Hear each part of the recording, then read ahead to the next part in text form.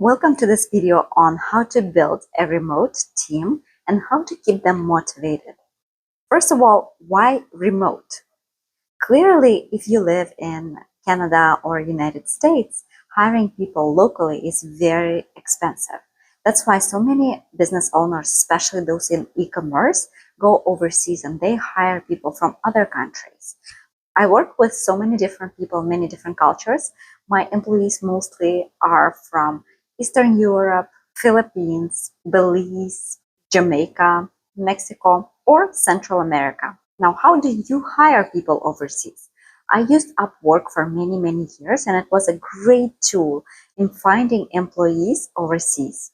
A great thing about it, when you post a job description, you can also ask certain questions, and under each question, you can see how they respond already. For example, you can ask if they have certain experience in certain area that interests you, and you're able to see how they respond.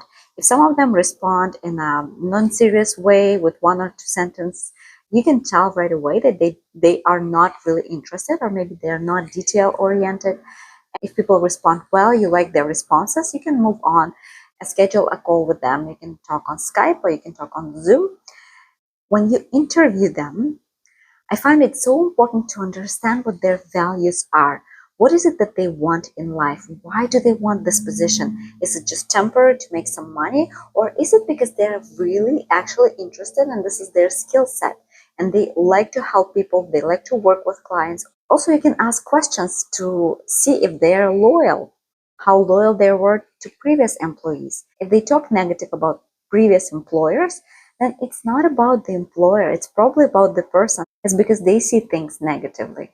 Also, you can ask how they dealt with difficulties in the past, and that way you see how their brain works and what they think is the best solution and how to solve problems. Another thing that I find important to distinguish during the interview is how fast they are. I had two people work with influencers. One woman was working only 20 hours a week, and the other one was working 40 hours a week. But the woman who was working 20 hours a week usually had more videos produced during the week than the one who worked for 40 hours. It was not about how many hours they worked, it was about the quality and the speed of their work. So the girl who worked for only 20 hours was able to produce amazing results. And that's just life. Some of us are fast and efficient, and some of us are slower. We like to take our time. So it's great to figure that out during the interview and hire people who are fast and efficient. Another thing to find out during an interview is, do they have an employer? Because if they have another employer, they just want to make more money and have one more employer, will they have enough energy to give to your business? Another important thing to notice is the mindset that they're in. Some people are more in an obedient mindset. They always ask for instructions. They're not able to make decisions on their own. So they want to be led all the time. And there is also a category of people who are leaders, who prefer to be in a position where they have a lot of freedom. They can make a lot of choices and a lot of decisions in your business. So it's also important that depending on the position you're hiring for, noticing what kind of mindset are they in, what kind of personality do they have, and will they be the best fit for this position. Number two is set clear expectations and goals and provide training. The way I like to provide training is I record a video how to do something, that I send it to a new employee, and then they're able to repeat the steps, go back if they have to.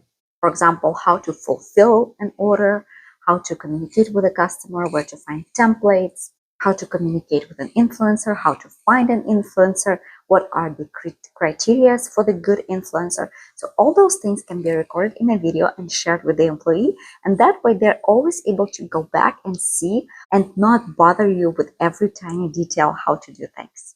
Number three is having structure, having a team, and having clear description on who reports to whom. I find that it's important to have a manager, somebody who overlooks everything, and that person saves you so much time. That way you don't have to micromanage every single person who does different things in your business, but you have one manager whom you trust, who is able to check in with every member and check everything for you on a daily basis. Number 4, check screens daily. And when you work with people on Upwork, when they clock in, when they start the time of their work, Upwork is automatically taking a screenshot of what they're doing, of their activity on their computer. That is very helpful because you can see if they're actually working or just sitting there and doing nothing and listening to music. I actually had one case when a girl was working as a customer support, and that week we didn't have that much work, but she clocked in 40 hours. And when I checked, I saw that we only have like 8 or 10 emails, and each email takes a minute to respond because we have templates. All she needs to do is copy and paste and add the order details or other small details to that email. And when I noticed that the work should actually take just 10 minutes and she clocked in 8 hours, I spoke to her and she apologized, and then she offered to return all the money that she overclocked in. And of course, for me, the trust was broken and I had to fire her. I don't like employees who steal. What if I did not check the screens for a month or 2 months? And she would be okay just overcharging me for her work. So that's why when you hire people, it's great to build trust, but trust comes over time. At first, it's very important to check. If you have a manager and you trust your manager can check on a daily basis if people are actually working, they're productive, and then check in and ask what's going on. Or if you're just starting and you're just building your team and you're overlooking everything, it's important to check. Number 5 is creating positive and helping culture. Encourage people in your team to interact with each other, to ask for advice, ask for help, ask for certain tips, or how the other person sees the situation, how they would do something, how they would approach a certain problem that they're having. And that way, you are encouraging teamwork and you're encouraging interaction between your team members. Number 6 is encourage critical thinking. When I would hire new employees, they would send me a message on Slack or email asking how to do certain thing. And I would answer a few times. And then I noticed that in a month or two, they would be asking similar questions. And the way I started training them is I started asking, what do you think is the best solution for this problem? Or how would you solve this problem? That way, they actually started thinking, what is it that they can do? What is it the best way they can solve the situation, help the customer, or innovate something even? So don't give your employees direct answer. Encourage them to think and come up with their own solutions. It's possible that they might come up with a solution that is better than you ever thought, or they might come up with a disastrous solution, and then you'll need to respond and redirect them to the right direction. Number 7, have team meetings. If you have a manager, your manager can lead weekly team meetings where people get to share the updates, how their week went, what challenges they encountered, and what they're going to do this week, what their goals are. And your manager can smartly allocate all the goals that need to be done this week. And if you are actively involved and if you want to be in contact with your team, you could also set up monthly meetings where every single employee gets to share, you get to praise certain employees, had certain goals and targets for each person. You can also discuss and share who was able to achieve and what. Or if you don't want to be involved in any meetings whatsoever, your manager can do that and meet with them on a weekly and monthly basis. And on monthly basis, I just find it's important not only talk about work, but also build the team. And the best way to build the team is talk about something that is fun, that is light, that uplifts people, that inspires, motivates people.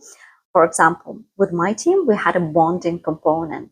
When I just started, I was meeting with my team myself, but then I outsourced it and I stopped meeting with the team. But when I was meeting with the team, we would always come with a certain question. For example, what is your favorite moment in your childhood? Or share with us what makes you happy. Or share what's your best way to spend free time. Or what is your favorite way to spend your weekend? And people get to share fun things about their lives, about what makes them happy. Important thing is to keep things deep, fun, inspiring. To do that, direct the conversation into the area of what people love, what people enjoy, and what makes them happy. Number 8, keep people motivated. And for me, I found the best way was I came up with the list of values of our company. Like we value loyalty, or another value, we over deliver. We are trying to make the person happy with our product. with our service and whatever it is that we do. And when your employees are able to always have this list of values of your company, of your business, they will be inspired and motivated because they, first of all, it's important that they align with those values. If they align with them, the values will keep them inspired and motivated. And tip number 9, plan the goals for the whole year. You have each month and you have certain goals planned out for each month. For example, what email campaigns need to go out? How many email campaigns need to go out? How many influencers need to promote the product this month? And whatever applies to your business, create the milestones for each month. And when your team attends the monthly meetings, you can discuss what was achieved, how that affected sales, and actually measure the results of what was done that month. And when you have the clear goals, each member, each person has a sense of direction. They know exactly what they're doing. They know exactly where they're going. Thank you so much for watching this video. Please subscribe. And if you want more resources, you can check them out on my website. The link is down below.